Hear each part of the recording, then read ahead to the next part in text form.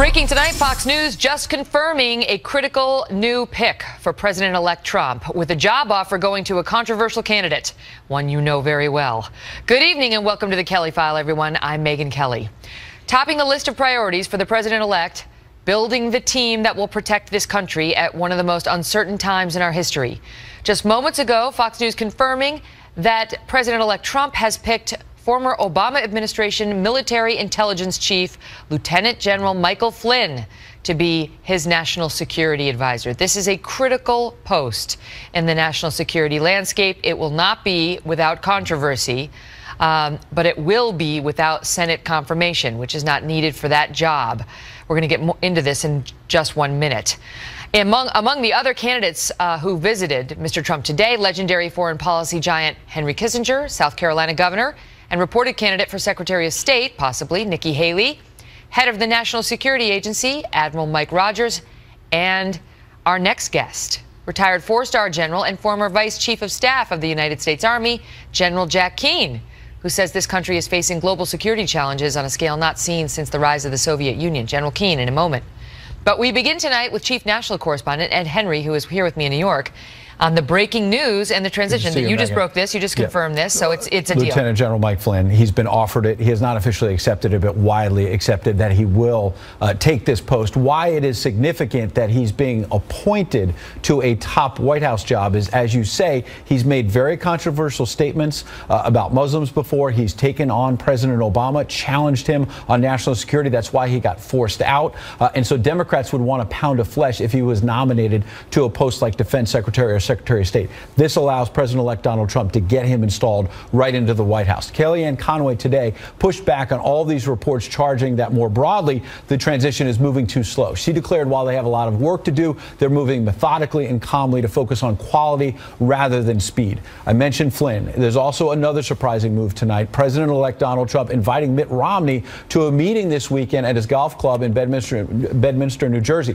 The same former Republican nominee that Trump called a choker, and the same Romney who called Trump a phony and a fraud in that searing speech last March. Sources telling us tonight Romney is a potential Secretary of State, a sign Trump may be trying to bring together a team of rivals, as we saw President Obama do with Secretary of State Hillary Clinton. Trump's close friend Rudy Giuliani has been a contender for Secretary of State as well, after indications that he was not as interested in Attorney General as outsiders expected. Other options include Senator Jeff Sessions for Attorney General, first lawmaker to stick his neck out and endorse candidate Trump, as well as another surprising pick, a rival again for either Attorney General or a spot on the Supreme Court, Ted Cruz, who now sounds ready to join the team based on what he told Fox and Friends today. Watch. I have an incredible job right now representing 27 million Texans, and I'm incredibly honored to hold that job, and it's a job I take very, very seriously.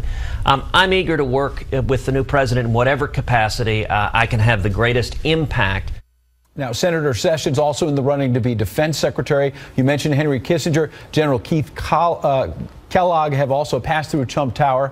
Lieutenant General Michael Flynn as well has been huddling with President-elect Trump. The bottom line is they want to get this national security team in place as quickly as possible, Megyn, because this is, as you say, critical, not just protecting the nation, but we're still at war. And during a transition is when someone like ISIS is going to try to make some sort of a statement. And you want to be on guard for that. And so while they're under great pressure to get this transition moving, national security, top of the list. Absolutely. Ed, good to see you. Good to see you.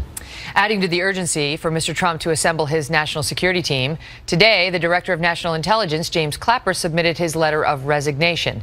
He will stay on, however, until President Obama leaves office in January, putting Mr. Trump in the position to choose his successor.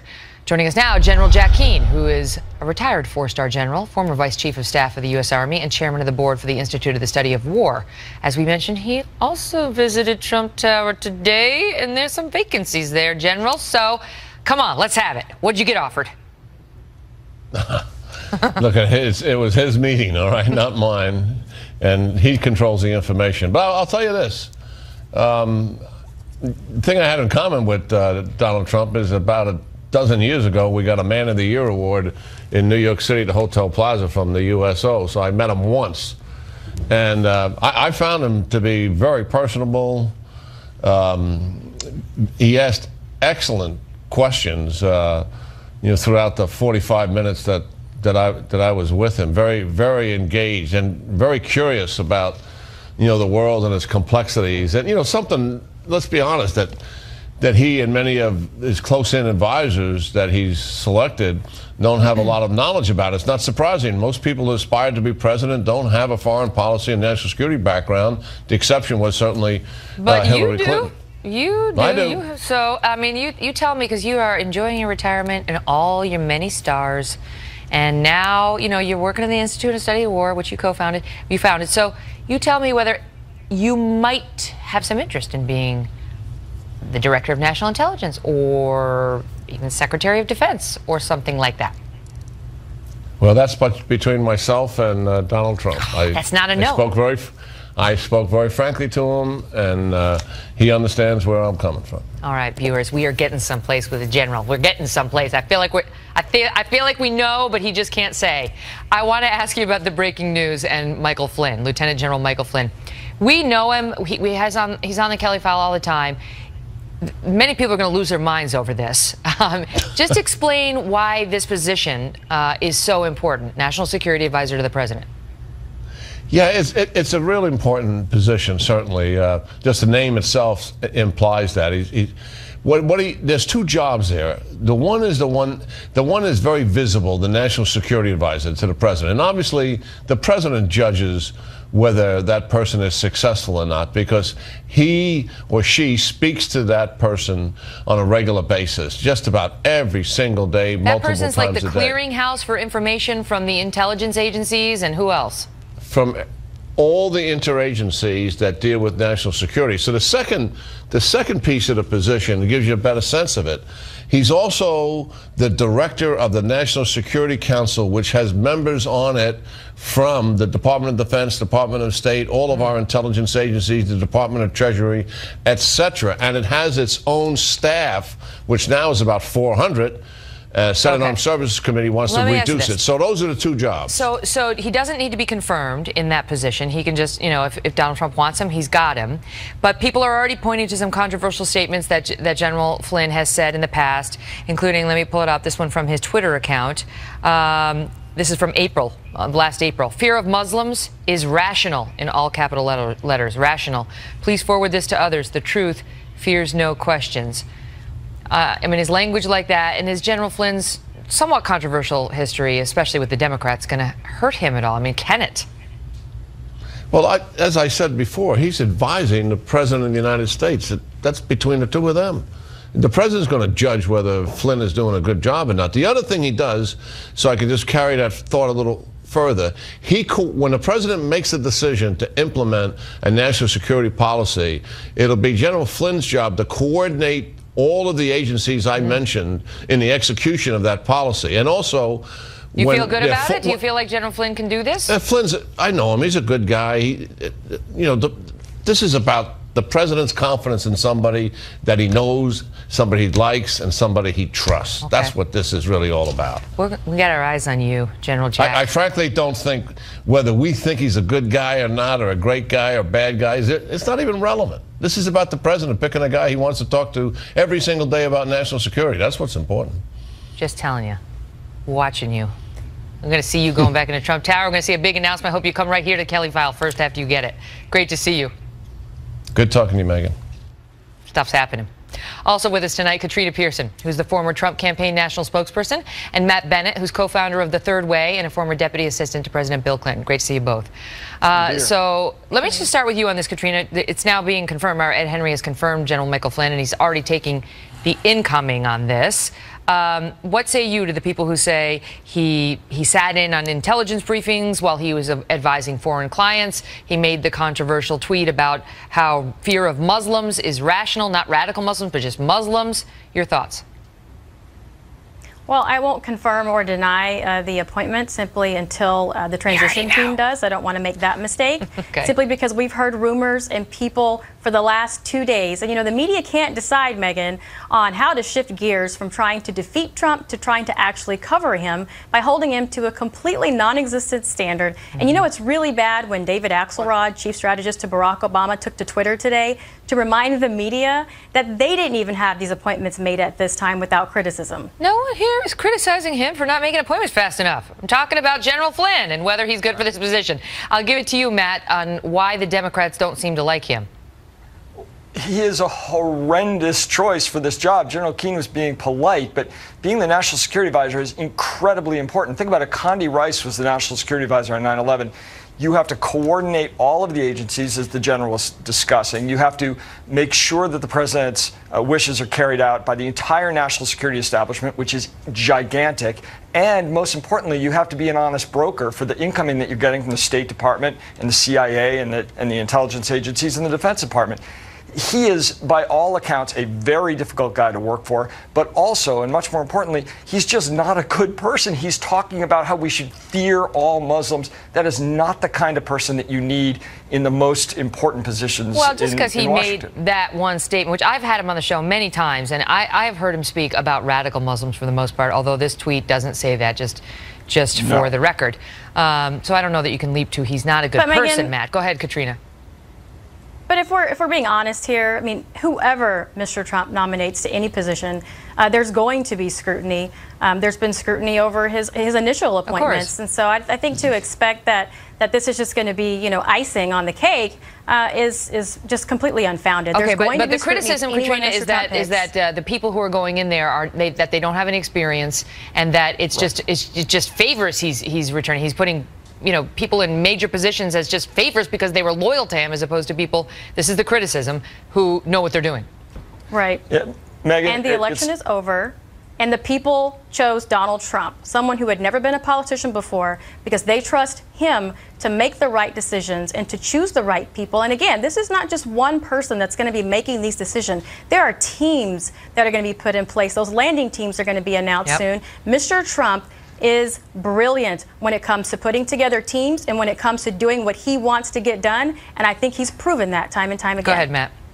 Well, look, he's made 3 appointments. One of them I think most Democrats are comfortable with, which is his chief of staff, Reince Priebus. But the other one, Steve Bannon, as you well know, Megyn, is unbelievably controversial because he, again, is somebody who is just so far outside the mainstream. If George W. Bush had had a meeting in the Oval Office with Steve Bannon, it would have been news because it would have been a scandal. Now he's going to have an office next to the Oval Office, and I think there's going to be same kind of questions raised about General Flynn. Maybe not quite as extreme. As Katrina pointed out, Steve Bannon was running Trump's campaign, and the people elected him, Matt. So, no doubt. Is there really any objection to Trump using him as he wants, President-elect Trump? No, we can't stop it. He can appoint who he wants, and he will. But we can object to it because this is not the kind of guy that you want in the halls of power. You want somebody much more reasonable and much more mainstream than guys like Steve Bannon. I think your objection may be overruled. Well, I mean, there's a laundry list of controversial people surrounding Barack Obama as well. We don't talk about that.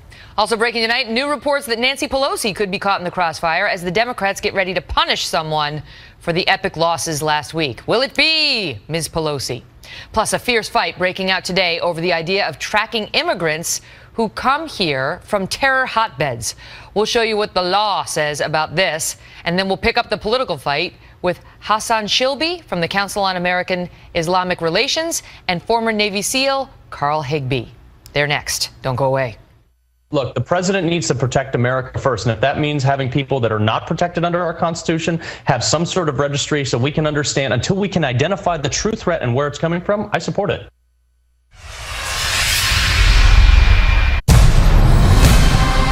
Breaking tonight, growing fallout over reports that the president-elect's team may be considering some kind of registry for folks who are coming to the United States from areas that are hotbeds for terrorism.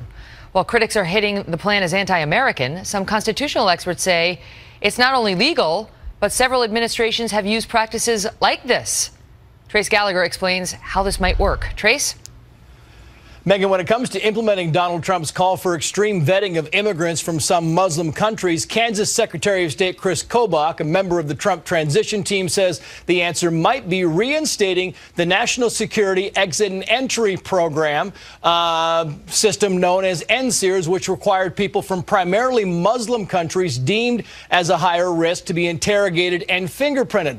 The program started after 9/11 and ended in 2011 when the Department of Homeland Security decided decided it was redundant. It was also criticized for unfairly targeting Muslims. And Chris Kobach, who helped design the program, acknowledges NSEERS didn't result in any terror charges, but says it was a great tool for fighting terror because law enforcement could identify potential terrorists who did register and arrest those who didn't. And even those who oppose NSEERS say it would be easy to reinstate because technically it's still on the books. Former Policy Director for Homeland Security Teresa Brown told BuzzFeed the program is inactive because the 25 high-risk countries were taken off the list. But if the president issues a new order and if the Homeland Security Secretary issues a new list of countries, the program could be easily reactivated. Whether it passes constitutional muster is a different question. Experts say there is no comparison to the internment of the Japanese during World War II because those were American citizens. And now the Trump team says they would not be registering just Muslims, but rather those who come primarily from Muslim countries, a distinct legal distinction. Okay, Trace, thank you. Our next guest is among the legal experts suggesting that a program like this, like that post 9/11 registry, would likely pass constitutional muster before a judge, in part because it already has. J. Christian Adams is a former DOJ attorney. Great to see you, Chris. So describe what exactly you think would be legal. Foreigners do not have a constitutional right to enter the United States, Megyn. Even Americans, they don't enjoy the Fourth Amendment rights against search and seizure when they're at the border. So the Constitution doesn't apply normally at the border. All you have to do is say these hotbeds of terror have to be subject to additional screening. This is a reasonable request. It's something I think most Americans would agree with. If you've come to this country and won in from these hotbeds of terrorism, you're going to be subjected to additional screening. It's neither Muslim nor a registry. It's where terror is. How far could they go with that? I mean, could they say, we need your address, we need your cell phone, we need your fingerprints, you need to check in with us every 3 days? And if you don't, you're out. Absolutely. It's totally constitutional. And it was in place, something similar to that, up until 2011, which naturally the Obama administration quit doing. You could say you have to check in with INS every week. Remember, the 9/11 terrorists, Megyn, overstayed their visa. A tool like this would have been effective to help stop 9/11. So the concern is that what if we wanted to go beyond that? What if we wanted to do something like corral them and keep them in a certain area? I mean, they do have constitutional rights once they get on U.S. soil and get past the border. That's right, and nobody is suggesting that. Nobody's suggesting that's part of this attack on the Trump transition is they're making things up that aren't actually being suggested. You cannot corral people based on the religion, and nobody's suggesting it. But you can impose entry requirements that will protect this country by asking them about their views of certain issues. Or do they think it's legitimate to wage jihad against the West? Can Donald Trump just do that with the stroke of a pen, or does he have to, get that passed through a Congress? He can do it with a stroke of a pen, and I suggest he probably is going to do it because that's why he was elected, to try to keep America safer than we've seen over the last couple of years, and in places like Paris, where you can see what happens if you don't protect the country. The president has a lot of power in dealing with the border to protect the nation. Christian Adams, great to see you. Thanks, Megyn.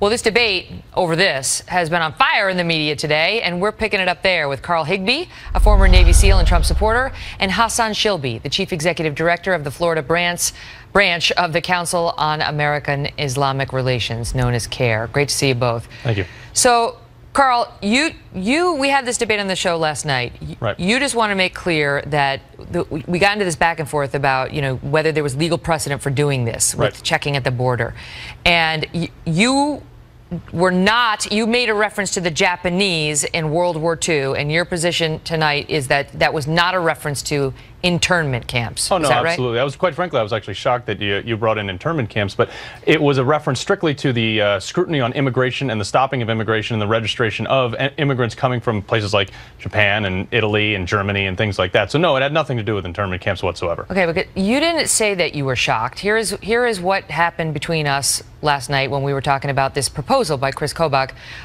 to check out Muslims at the border. Listen. They're discussing drafting a proposal to reinstate a registry for immigrants from Muslim countries.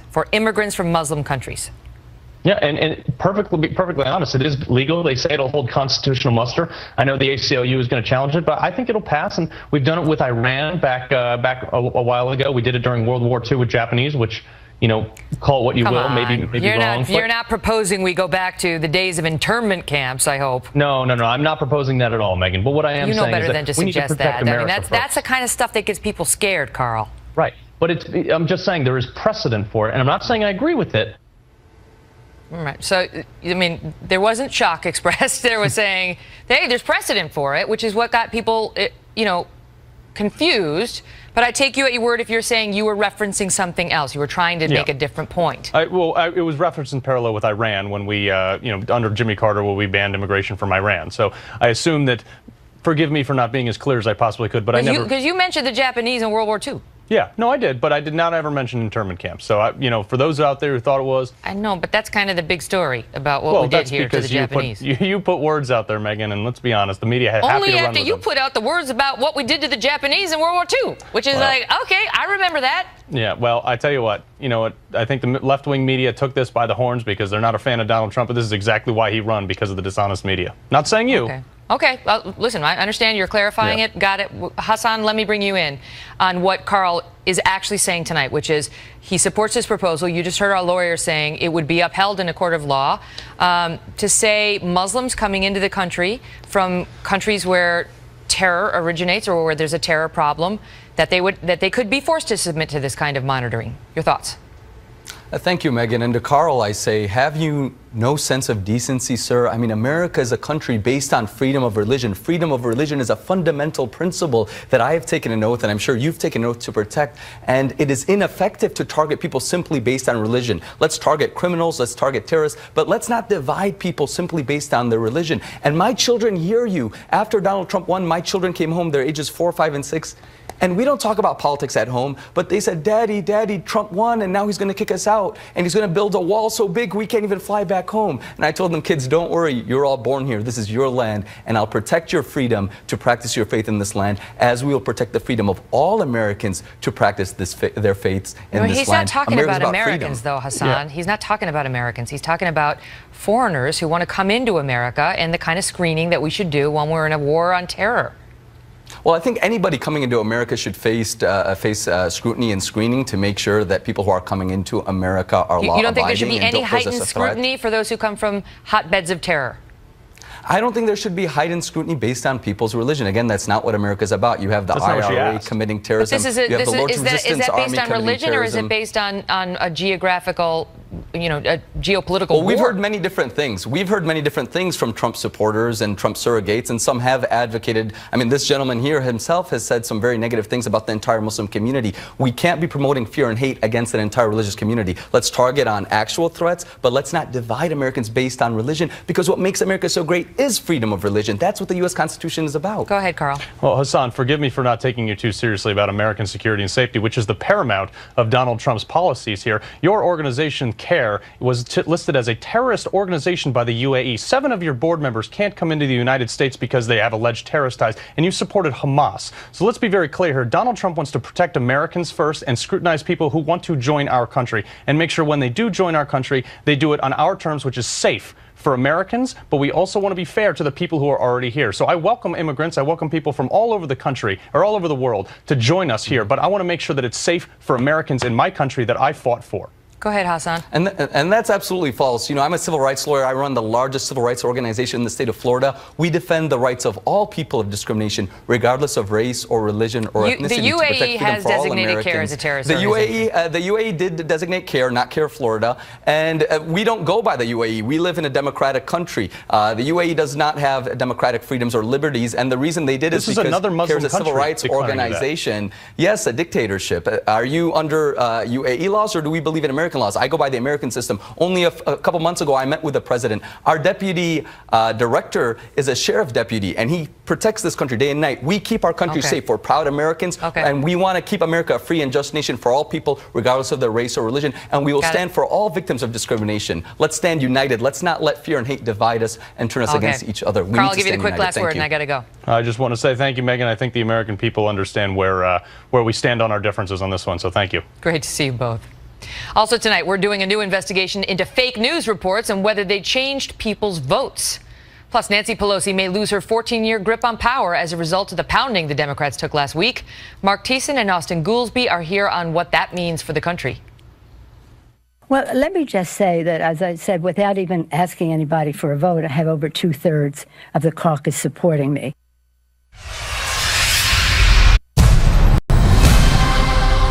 Breaking tonight, a young Democrat from the blue-collar town of Youngstown, Ohio, has stepped up to challenge Nancy Pelosi and possibly break her 14-year grip on power.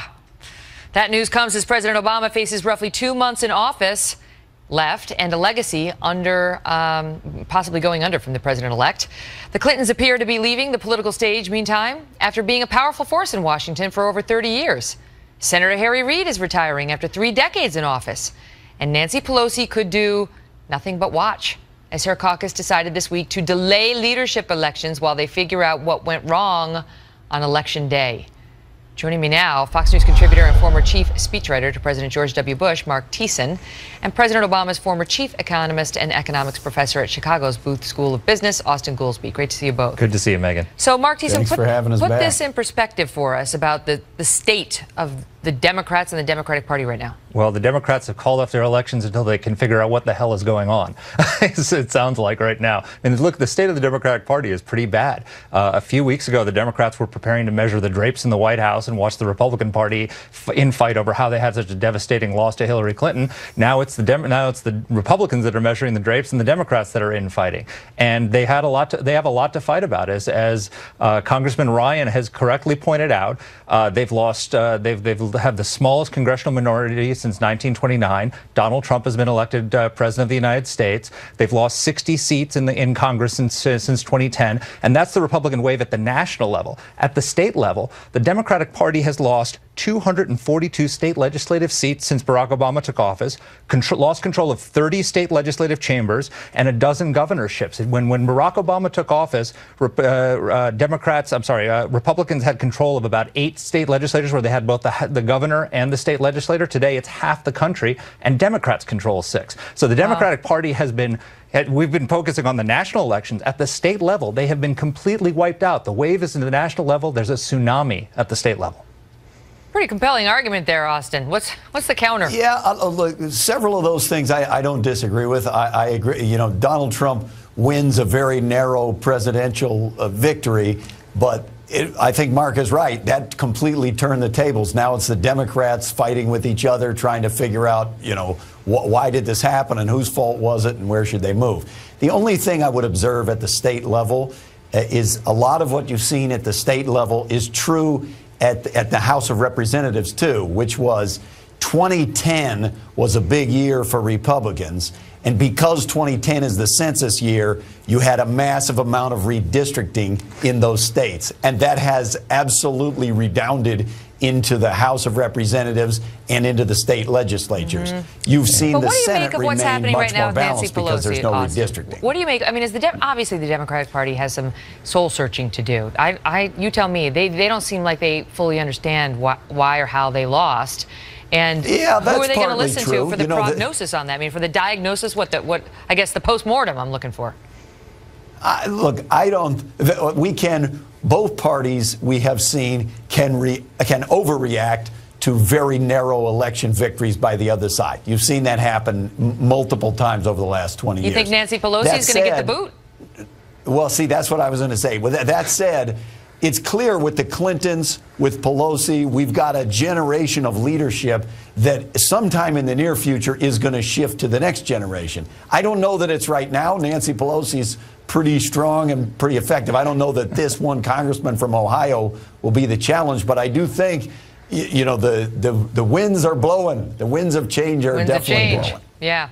Mark, basically the Republicans took over the Congress in 2010, Austin's saying, and rejiggered the lines such as, you know, in a way to help the Republicans. Yeah, if it was that easy, then they wouldn't have any problems, because then they just have to wait for the next redistricting. Look, the reality is, I hope they keep Nancy Pelosi in power, because if you have the same leadership, you have the same results. The reality is that the reason the Democrats have been wiped out is because they have lost the white working class vote in states like Ohio, states like Pennsylvania, states like Wisconsin. And why is that? And because they've lost touch. First of all, because they have utter contempt for those people. These are the people that Barack Obama said are bitter people who cling to guns, that Hillary Clinton called the deplorables. They're not going to win those people back with a San Francisco liberal. Tim Ryan is from Youngstown, from that part of the world. He knows how to bring the Democratic Party back, but I hope they don't listen to him. Quickly, Austin, go ahead. Mark's kind of firing the most inflammatory things that he can fire. I mean, Barack Obama's popularity rating is above Ronald Reagan's at this point in his presidency. And Donald Trump just lost the popular vote by more than 1 million. But he won the electoral college. He's very popular in California, a very narrow Austin. victory. All right. Narrow victory. Let that be your warm blanket as you go to sleep to President Trump. Great to see you both. Developing tonight, a brand new analysis from BuzzFeed News has found that in the months leading up to the U.S. election, bogus election news stories generated more engagement on Facebook than top real stories. Now, some on the left are claiming that fake news contributed to the outcome of the race, and President Obama is warning about living in an age of misinformation. There's so much active misinformation, and it's packaged very well, and it looks the same when you see it on a Facebook page or you turn on your television. If everything seems to be the same and no distinctions are made, then we won't know what to protect.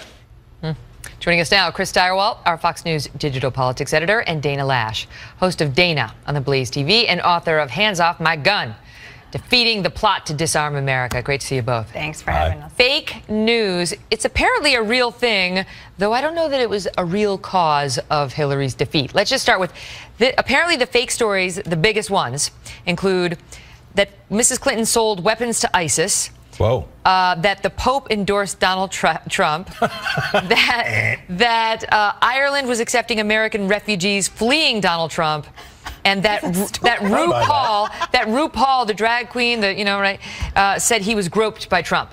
Well, that RuPaul story, I tell you what, right there, that probably moved a lot of needles. No, there was some story. Don't say that. There was some story where...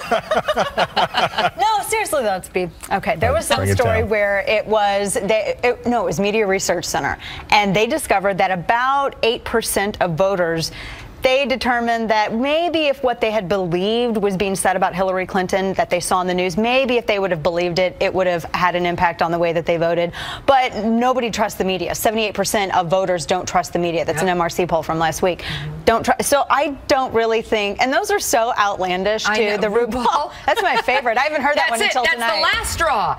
Steyerwalt, fake news, I guess, could be potentially a problem. Yeah. What seemed to be the bigger issue in this election was real news that was completely ignored by a lot of people for one reason or another. Well, look. On both sides. The sustained attack on the press. So we earned it in a large part. The broken faith with the American people by dishonest reporting, heavily biased reporting, passing itself off as objective journalism.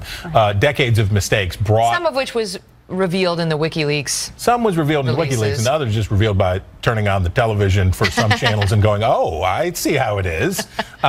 So all of these decades of misconduct laid open the door in 2016 that you had both campaigns, particularly Donald Trump, waging war against the press. Hillary Clinton says, it's because of the coverage of my emails that I'm in trouble. It's like, actually, it's because of the emails that you're in trouble. Right. And then Donald Trump, of course, with a all-out Anzio beachhead attack on the press. CNN sucks. CNN sucks. Disgusting, I think, was his favorite. Rage and hate against the press. So he ran against the press, and Clinton did to a degree, too. Yeah, he skull stomped the press. I mean, there's really no other way to put it. I mean, we have to use, it's colorful language, but that's exactly what happened. But the thing is, he did to the American media what so many voters have wanted to see happen for the longest time. I mean, think about this.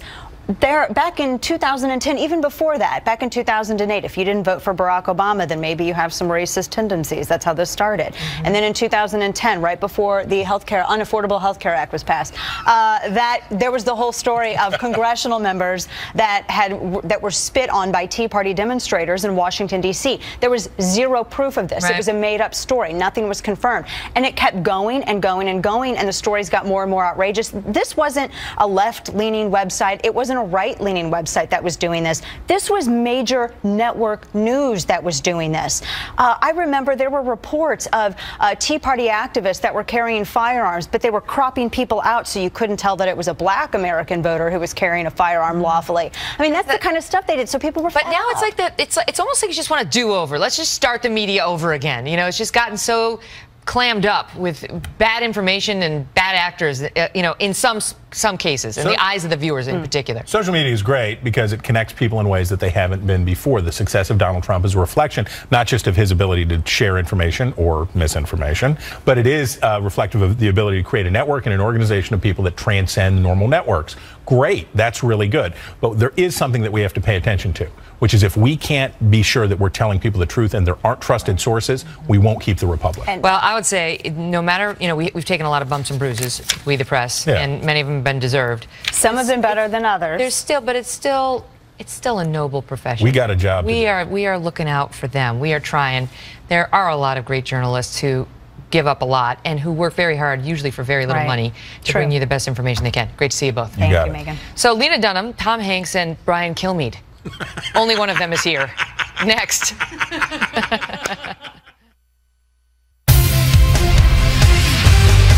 Two winners in the 2016 election, Donald Trump and the therapists working in and around the Hollywood area.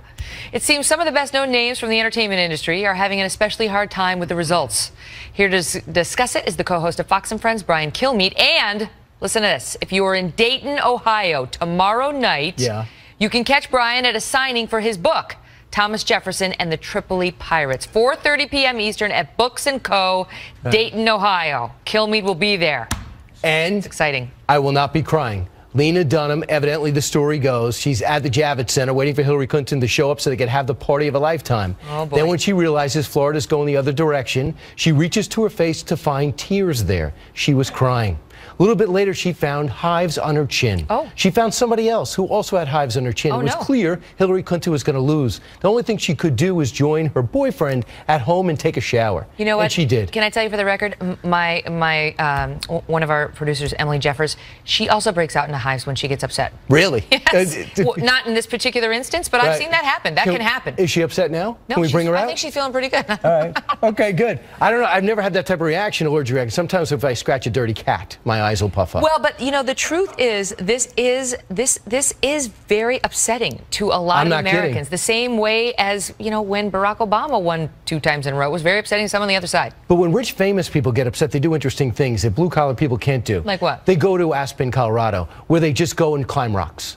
Is that where Lena Dunham is? That's exactly where she did. Aspen? I thought she was in Arizona. In the Arizona. Same thing. Yeah, same thing. She went to a place with rocks. Yeah, Sedona. So don't look for her. She's out now. And then she decides. So don't look for her. Nice. Yeah, don't look for her. But she's back, and she says she realized she's going to fight the good fight. How about Tom Hanks? He's taking a different route.